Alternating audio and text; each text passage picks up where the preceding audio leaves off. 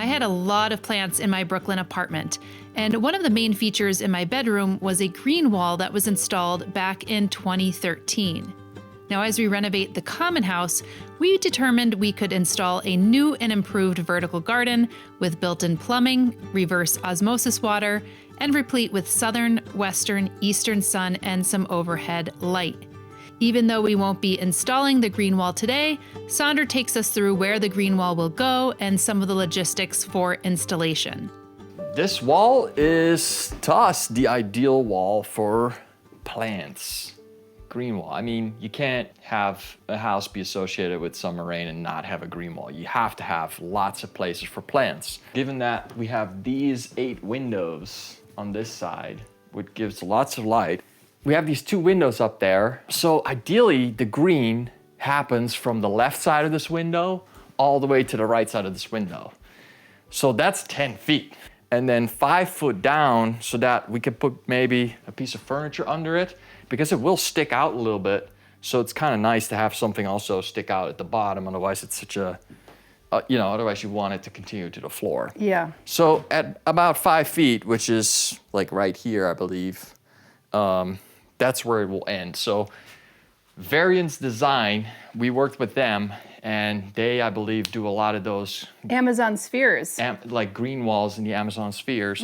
And they designed for us one continuous stainless steel box with a lot of pockets, and it basically has this gutter on the bottom for the water to collect. It has a pump, and it will pump water up to the top, and it will just kind of distribute it throughout all the pockets. And eventually the water will land, the water that doesn't get soaked up by the plants will land in the gutter underneath, and I think will get pumped back up. So there's also plumbing involved for this. And given that it's a bathroom, we had access to water and we have access to drainage. So I also put in a drain. This will just be a P-trap here. Oops, completely falls apart. There'll be a P-trap here for it to drain out if it ever needs to drain any water. And on the other side of this wall is a sink, so it's just like double stacked Yeah, it's like that. perfect that we had this opened. And then talk about the RO. So we're gonna use the water from the bathroom, but ideally these plants like reverse osmosis water. So I brought up a line from our reverse osmosis system, and this is just a quarter plastic tube actually, and this will plug straight into the system. That way, it can be turned on. We have an outlet for the power, and we have some internet here if we ever connect it to something or we need to have it connected up to the internet. It being 10 by 5 and being stainless steel is going to be incredibly heavy. So they were saying it could weigh up to 800 pounds. And then maybe 1,000 pounds of plants. And 1,000 pounds of plants? No, or 1,000 pounds with the plants. Oh, 1,000 pounds? So an extra 200 okay. pounds. Just to give you context, that really heavy door, that's maybe Triple pane. 300 to 400 pounds.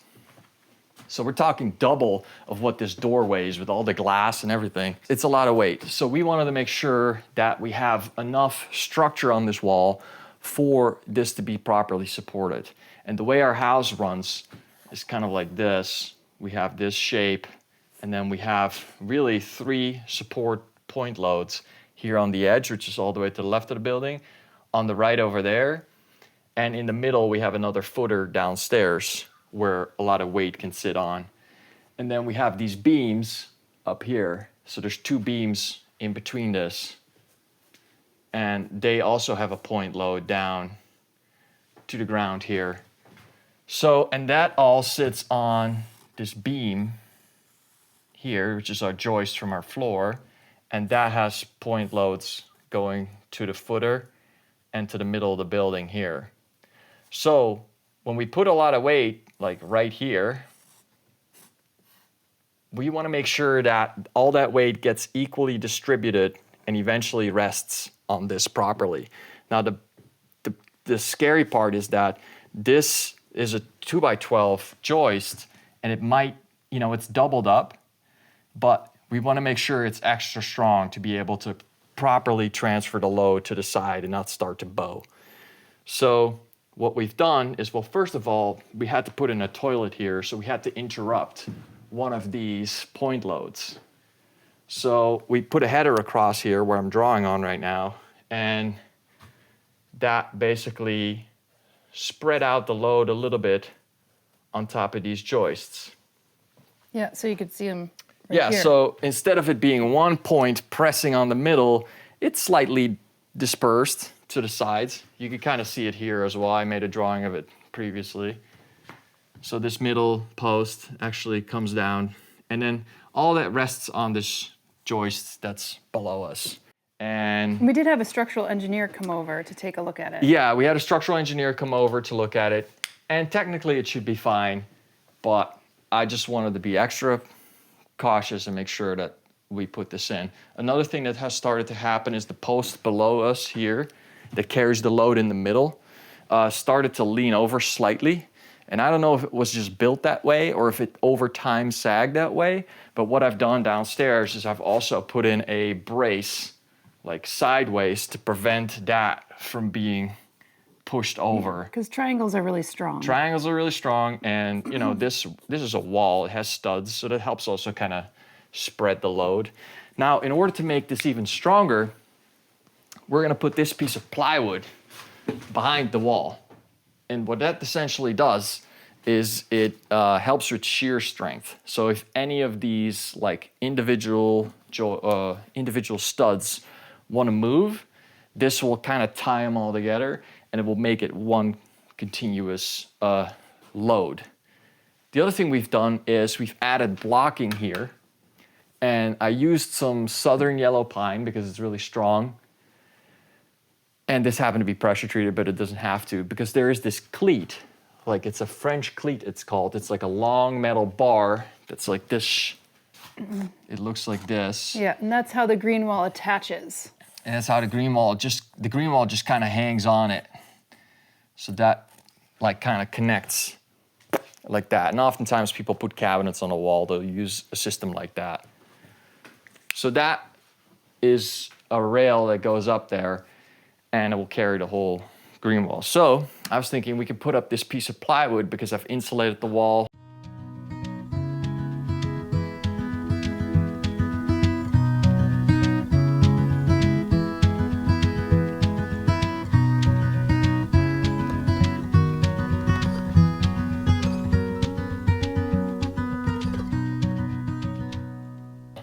And this is not insulated because the shower will eventually get renovated from the other side. So I'm just gonna leave it open. But the plywood practically sits from here to here. Now, ideally I would have a 10-foot sheet, but I don't. But I think this will be fine enough to tie everything together. So I made some marks on this plywood. You know, and I could be using OSB as well. I just learned that OSB has a better shear strength, but OSB is also, you know, I'd rather have it made of a whole, like laminated, continuous pieces of wood versus these individual smaller particles. So I transferred some of the measurements from the studs already on this, so I made these little marks. So right now I'm just gonna draw a line so where I can put the fasteners. So using a drywall square here, like that. Yeah, so this will be fully hidden behind, and you won't be able to see it once the green wall is installed. For now. All right, let's see. I'm not going to be there to help you lift That's it all up right. unless I put this to the side. Now, maybe you can watch here because this is where the line is, where it needs to line Yeah. up against. I could use one hand. How are we doing on that line? You got it. You're right on it, I think. Right on it now? Yep. It's a Is little. it straight and continuous all the way up? No, it's not. You need to push it this way on the top a little bit.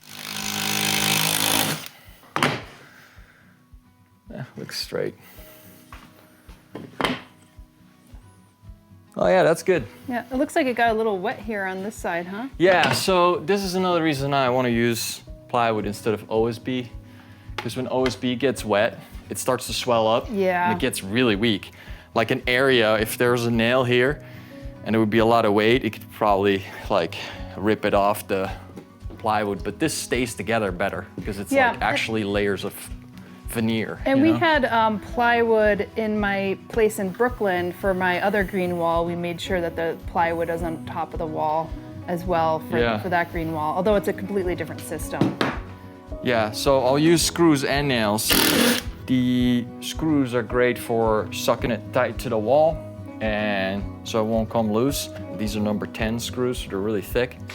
And nails will be good for shear. If there's, you know, a screw can easily snap, but a nail has more bending strength. Can you show the screw again? These are GRKs, 10, 3, and an 1/8. Ideally, get a whole bunch of screws in here, and then we could put our French cleat system on there, and then one day we'll have to carry that beast. Yeah, we'll need probably Through the 3 or house 4 somehow. dudes.